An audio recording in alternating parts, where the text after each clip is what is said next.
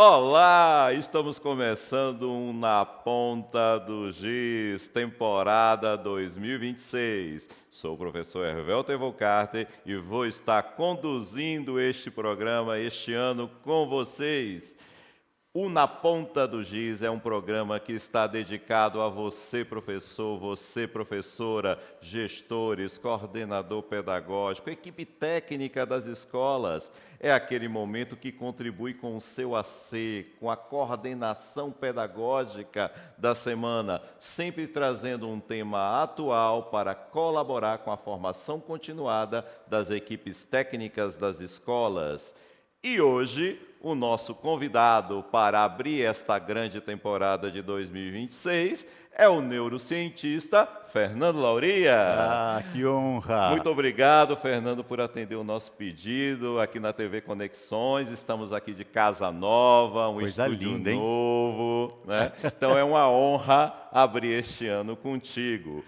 E o motivo de trazermos Fernando Lauria aqui para esse primeiro momento é que, em outubro de 2025, foi publicado o Decreto 12.686, que instituiu a Política Nacional de Educação Inclusiva, e com o advento desse decreto, começam a surgir várias dúvidas dentro do ambiente escolar.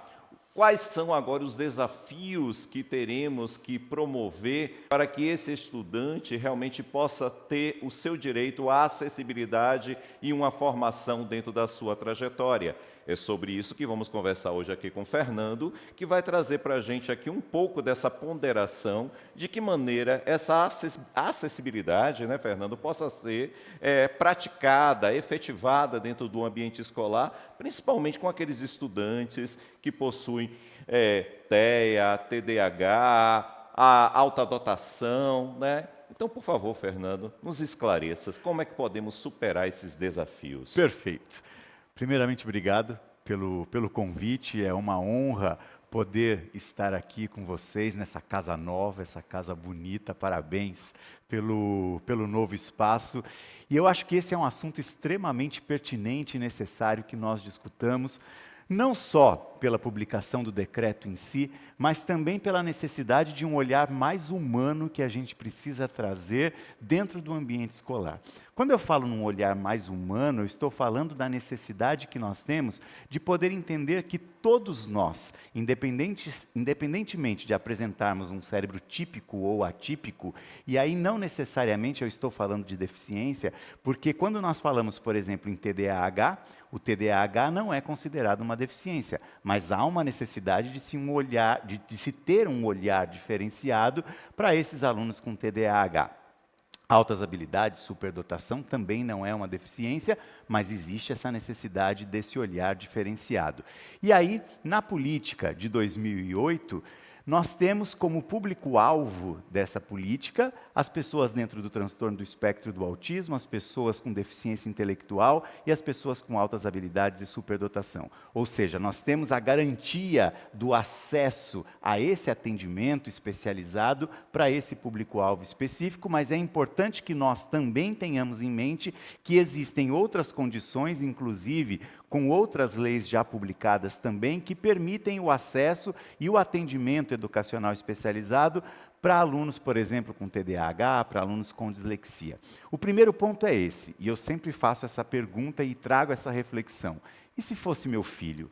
Como eu queria que ele fosse atendido, ou como eu queria, mais do que ser atendido, como eu queria que ele fosse acolhido dentro desse ambiente escolar. Eu acho que esse é o primeiro ponto que traz uma visão humana dentro do que nós estamos falando. Então, o primeiro ponto, então, é esse, acolhimento. Acolhimento. Acolhimento é a palavra-chave. Eu acho, porque a gente tem a possibilidade da percepção de que quando eu penso nesse acolhimento, eu trago pertencimento. Então, muitas vezes a gente pensa assim, eu como professor, não, esse aluno com deficiência, ou esse aluno que é o público-alvo da política de 2008, ele é um aluno do professor do atendimento educacional especializado. E não, Esse aluno é um aluno nosso, esse aluno é um aluno da escola. Inclusive, toda a construção, todo o planejamento que tem que ser dado para que esse aluno sinta-se pertencente, ele depende de mim, professor regente, e ele também depende do professor do atendimento educacional especializado. Então, precisamos desconstruir aquele comportamento, né, que, lamentavelmente, a gente ouve, às vezes, ocorrer dentro de um ambiente escolar, que é, não, esse aluno, ele não pode ficar aqui na minha sala, manda ele lá para a sala do atendimento especializado. Não, ele é responsabilidade de todo o conjunto, de toda a comunidade. Daí essa ideia de pertencimento, essa necessidade de uma convergência em que todos têm essa responsabilidade compartilhada na trajetória e na aprendizagem desse estudante. Se eu pensar dessa maneira que esse aluno não é meu, e sim do professor do AE, eu não estou falando em inclusão. Não é? Quando eu falo em inclusão, eu estou falando da possibilidade de oferecer o que é necessário para que aquele menino sinta-se pertencente dentro desse ambiente escolar. E isso é importante porque está fazendo referência à sala de aula. A sala do AE é uma sala que você vai no contraturno para trabalhar especificidades, mas esse aluno, estando em contato com os alunos, eu não gosto muito do termo aluno de inclusão, porque eu parto do princípio que se eu falo aluno de inclusão, eu já estou excluindo.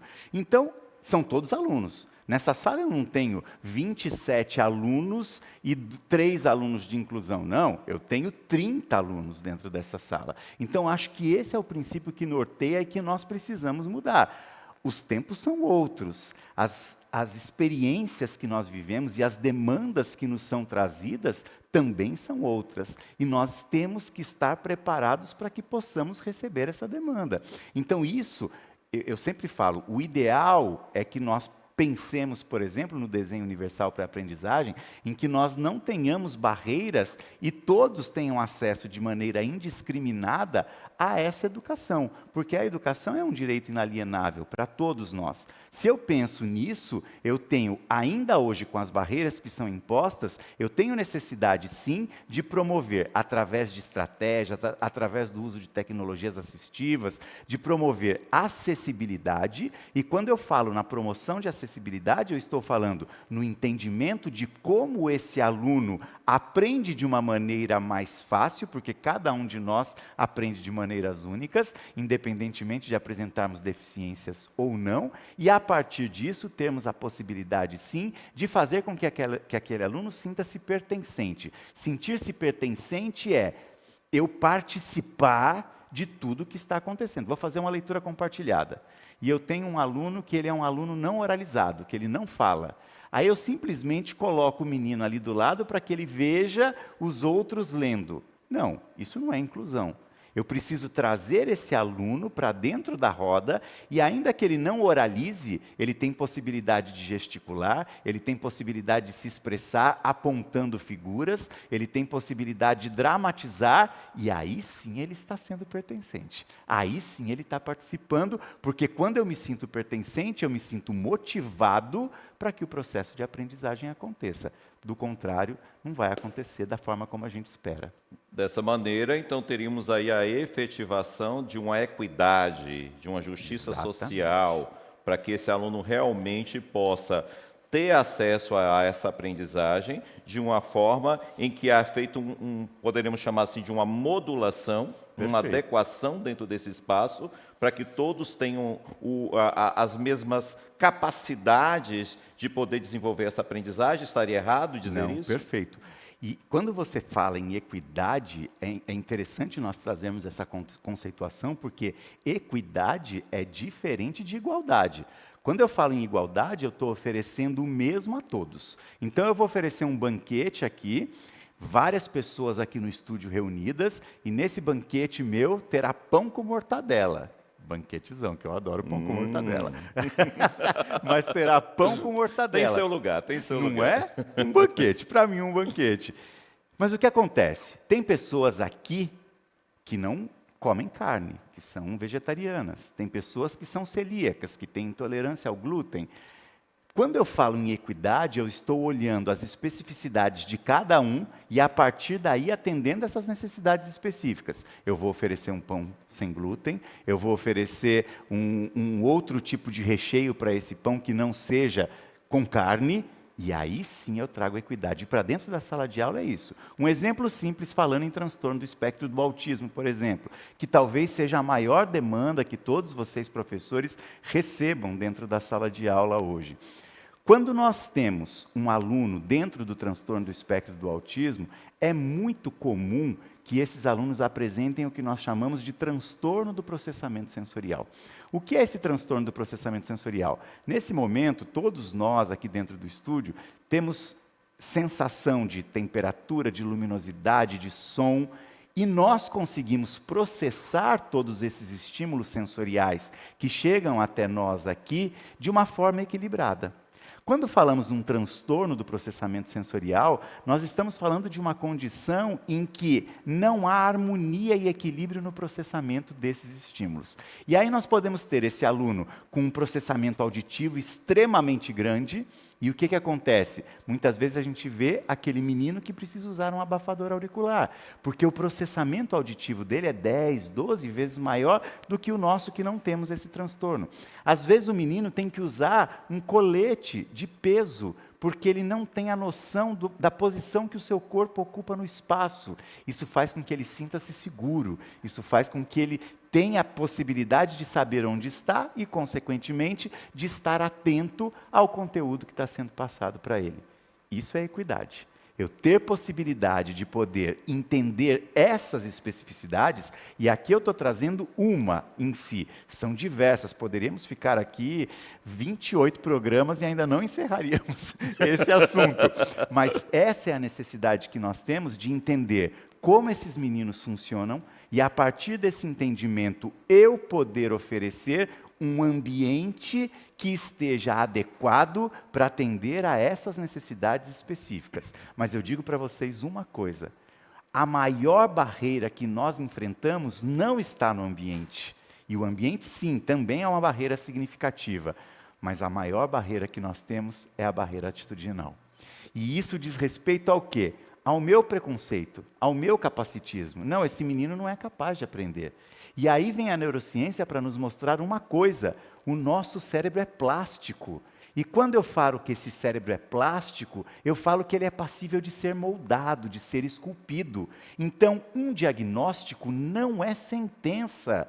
E a partir do momento que eu tenho possibilidade de entender que eu posso mudar esse cérebro, ainda que ele tenha tido um desenvolvimento atípico, eu tenho possibilidade com isso de entender que nós podemos tudo, mas que eu também preciso contribuir para isso. Porque cada um desses cérebros traz uma especificidade, traz uma singularidade, e para que eu possa acessá-lo de maneira integral, eu preciso entender quais são essas especificidades. E aí vem a necessidade do entendimento, para que com isso nós eliminemos essas barreiras. E primeiro ponto, deixemos de lado as barreiras atitudinais. Eu sei que esse menino pode, e com isso eu tenho possibilidade de desenvolvê-lo mais.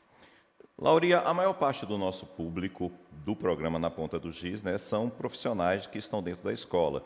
E, consequentemente, nós temos professores de diversas gerações. Não? Qual seria o conselho que poderíamos dar a esses professores hoje, para que ele possa buscar uma formação, uma adaptação, para poder enfrentar esses desafios?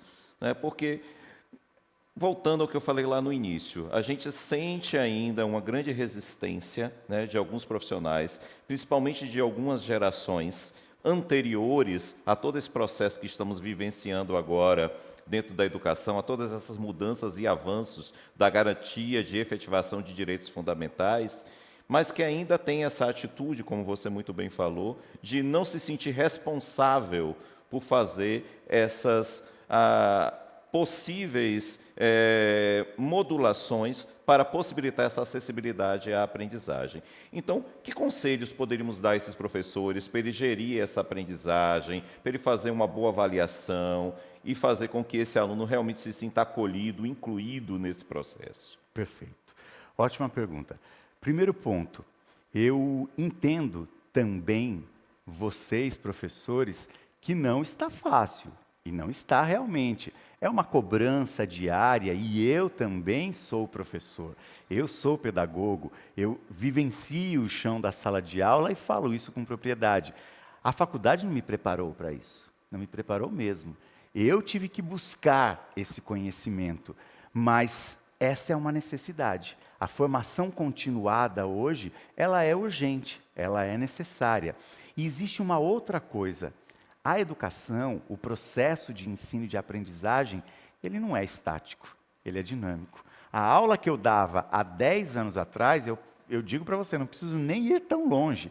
A aula que eu dava 1 ano atrás, hoje não será a mesma aula. Então não adianta eu pensar que a aula que eu preparei quando eu me formei, ela vai resolver e vai atingir todos esses alunos e esses aprendentes que estão ali dentro da sala de aula. Por que não? O mundo muda, o mundo é dinâmico. Hoje nós estamos lidando com nativos digitais. Eu sei que para nós, de uma geração mais antiga, vamos dizer assim, a gente tem essa dificuldade muitas vezes em lidar com as tecnologias.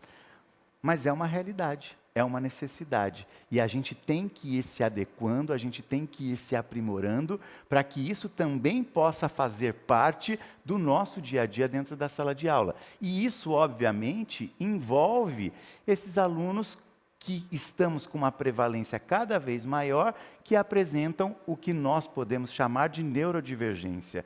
O que é essa neurodivergência? Nós temos um processo de desenvolvimento do nosso cérebro.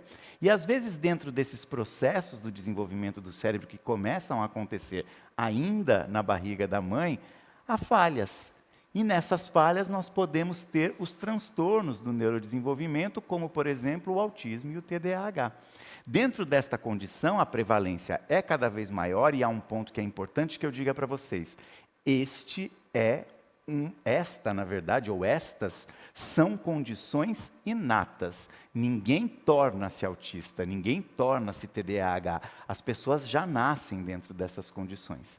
E a partir daí eu preciso entender que, apesar de sim, eu já nascer nesta condição, quando eu trago um ambiente que é favorável, quando eu trago um ambiente que é, acima de tudo, afetuoso e acolhedor, eu tenho possibilidade de fazer com que a expressão desses meninos e dessas meninas seja apresentada de uma maneira diferente. Expressão que eu estou dizendo no sentido assim, aprendizagem, não é?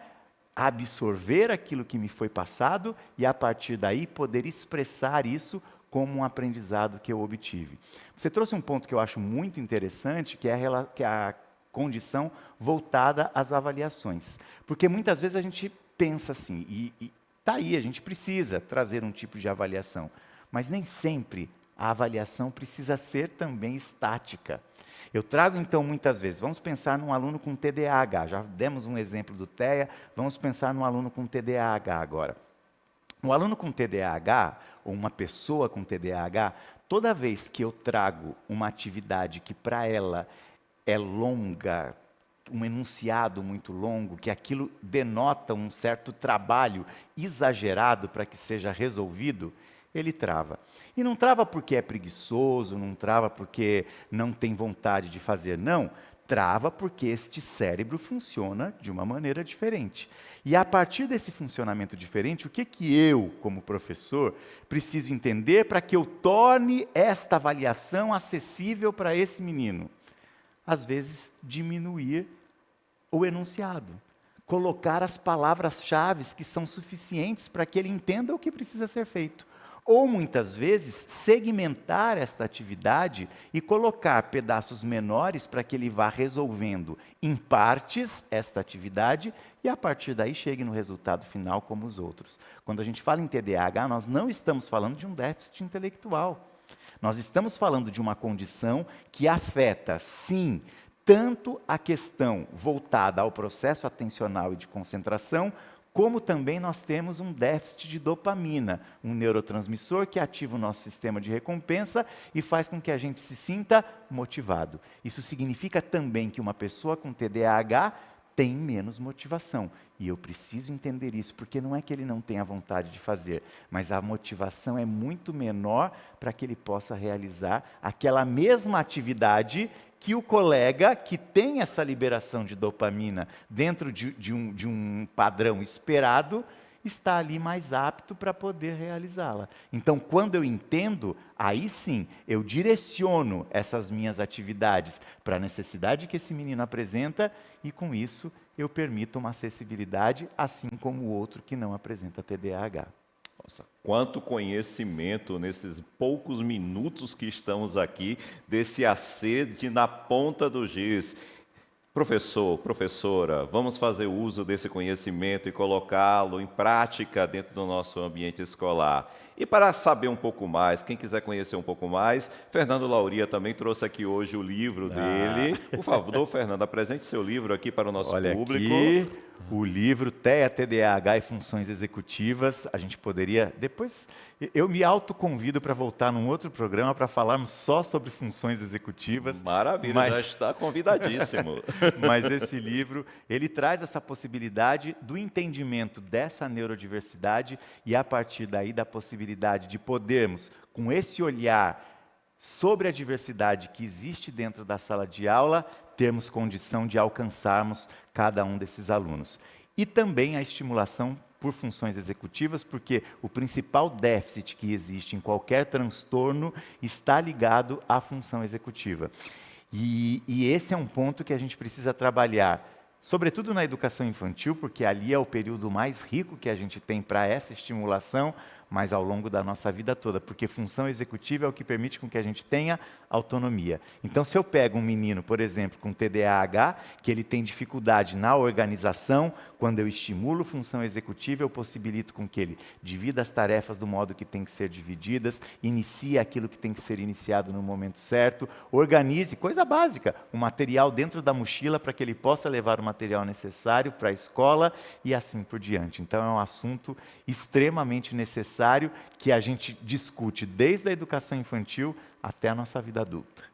Que maravilha! Poderíamos ficar aqui mais longas horas discutindo esse assunto, mas, como eu disse, é um momento de aprendizado, de formação continuada e de forma bem pontual para você, professor, você, professora, você, coordenador pedagógico, você, gestor, equipe técnicas das escolas, e assim será conduzido na ponta do giz nessa temporada 2026, sempre trazendo temas importantes para o seu dia a dia. Se você tiver alguma pauta também, entre em contato conosco, procure a TV Conexões, a Estação do Saber, nas nossas redes sociais. Mande um recado para nós, que estaremos aqui dispostos a poder desenvolver uma pauta que possa complementar o seu trabalho aí no seu AC. Infelizmente, o nosso tempo está acabando. Fernando, muito obrigado por atender o nosso pedido. Eu que agradeço. Já iremos pautar as funções cognitivas aí no próximo programa, né? Então fica aqui o meu agradecimento. Muito obrigado a todos vocês que nos acompanharam até agora e até o próximo programa Na Ponta do Giz. Tchau. Tchau, tchau.